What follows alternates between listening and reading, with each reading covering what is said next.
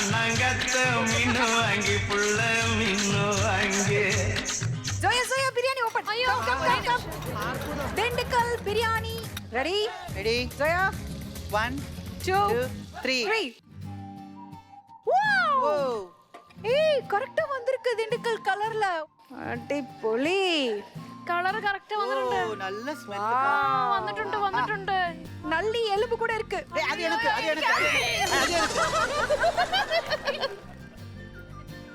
என்னடா இது யாரு இப்ப டேஸ்ட் பண்ண கூடாதாமா?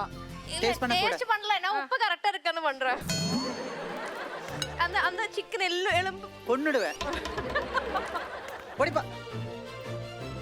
நாகூர் பிரியாணி உளுந்தூர் பேட்டையில் இருக்கிற நாய்க்கு தான் கிடைக்கணும்னு எழுதியிருந்தா அதை யாராலையும் மாற்ற முடியாது. Girl, you made it. It's really good. நிஜமாவா? ஃபிஷ் மோலில இப்ப என்ன பண்றோம்? கடுகு வெந்தயம். ஓகே.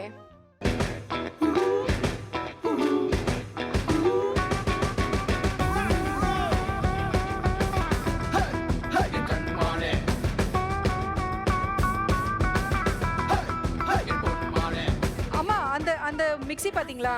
தேங்காய் நடுவுல போட்டுட்டு தண்ணி ஃபில் பண்ணிட்டோம்னா ஜூஸ் ஆமா அது ஜூஸர் அப்படியே ஜூஸ் வெளியில வந்துரும்.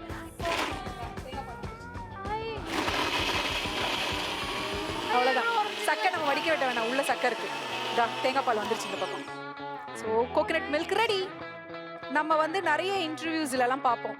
ஒவ்வொருத்தருடைய போட்டோஸ் வரும் இல்லைன்னா ஒவ்வொருத்தருடைய பேர் சொன்னோன்னா அவங்க மெமரி சொல்லுவாங்க. இப்போ அம்பிகா அம்மா அந்த மாதிரி சொல்ல போறாங்க. ரஜினி சார்.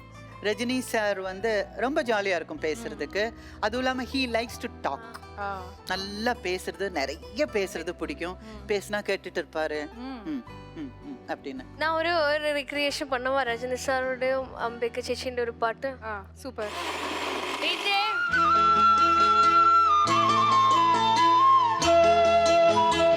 ஊரை தெரிஞ்சுக்கிட்டேன், உலகம் புரிஞ்சுக்கிட்டேன் கண்மணி, ஏன் கண்மணி. ஞானம் பிறந்திருச்சு, நாளும் புரிஞ்சிருச்சு கண்மணி, ஏன் கண்மணி. இந்த சாங் எவ்வளவு டேஸ் எடுத்த ஷூட்? நைட். ஒரே நைட். வாயை கொடுத்து மாட்டிப்போன்னு சொல்லுவோம்ல, அந்த மாதிரி மாட்டிக்கிட்டது. ஆக்சுவலி அந்த சாங்ல நான் இல்ல. அப்படியா?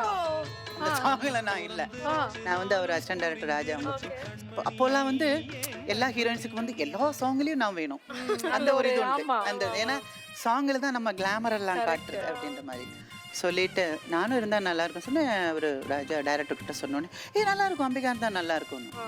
அப்போ நான் என்ன நினைச்சேன்னா, அந்த ஃபர்ஸ்ட் ஒரு 2 லைன்ஸ் அப்படி வந்துட்டு நான் எங்கேயோ அந்த கேரக்டர் போயிட்டு இருக்கு, அப்படி வந்து இப்படி ஒரு 2 லைன் பாடிட்டு அவர் போயிடுவாருன்னு பார்த்தா வந்தாச்சு. அதோடனே நான் சொன்னேன் ராஜா கிட்ட சொன்னேன், எவ்வளோன்னு இல்லைம்மா ஒரு 2 hours தான் அப்படின்ற மாதிரி சொன்னாங்க. அடுத்த நாள் காலையில் எனக்கு வேற ஷூட்டிங் இருக்கு, இது நைட்டு போயிட்டு சாங் வேற. சாங் போயிட்டு இருக்கு, 2 மணி நேரம் ஆச்சு, 4 மணி நேரம் ஆச்சு. ராஜா கிட்ட ராஜா அப்படின்னா ராஜா எப்படின்னாரு.